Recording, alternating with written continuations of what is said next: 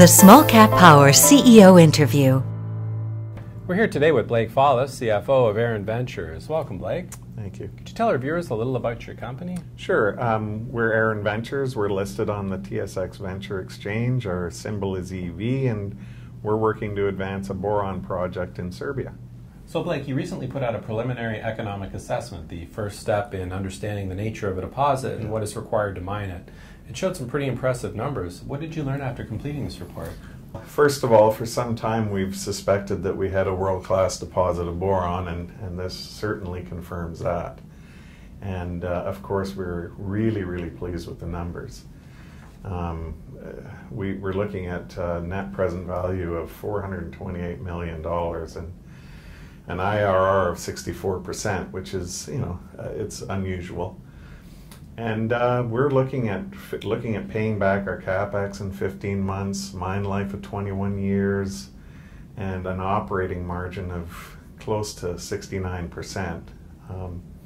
These are good numbers, so we're extremely excited. That's great. Congratulations. Thank you. Why do you think the market hasn't reacted in a meaningful way to the report? Well, it's no secret that it's been a tough couple of years for junior mining stocks, and it's been no different for us. We, however, do note that the PEA, which came in at $428 million, as I said, when you look at that and break it down into share value, that's approximately $1.90. And maybe the market isn't reflecting it today, but I'm confident at some point that the market will come into line. Hope so. So how do you find the business environment in Serbia? It's excellent. It's a very good place to do business. The Serbs are in the middle of an EU application, which is a very positive environment. The foreign investment rules are very friendly. The taxation rules are very reasonable. There are tax holidays available. And we are also looking at, recently the Canadians and the Serbs signed a foreign investor protection agreement, which we think is a very good environment for Canadian investors. So boron is probably not on most people's radar. Why should investors be interested in it, and what is boron? What does it do?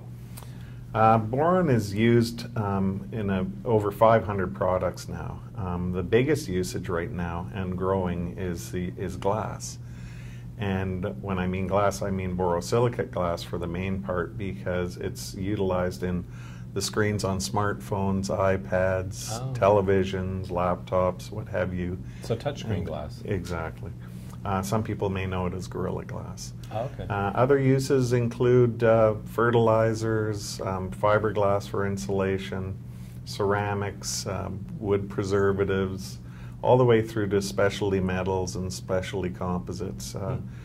In fact, one thing that it's used for is the stealth technology is made entirely of boron composite. So what are your plans to advance the project given the current financing environment for resource stocks? Well, our next leg of work will take us through to feasibility, and that's going to require about a $5 million financing, and we're currently exploring various structures. We believe that in this environment, and with one eye on dilution, that some sort of a debt instrument is likely the way to go.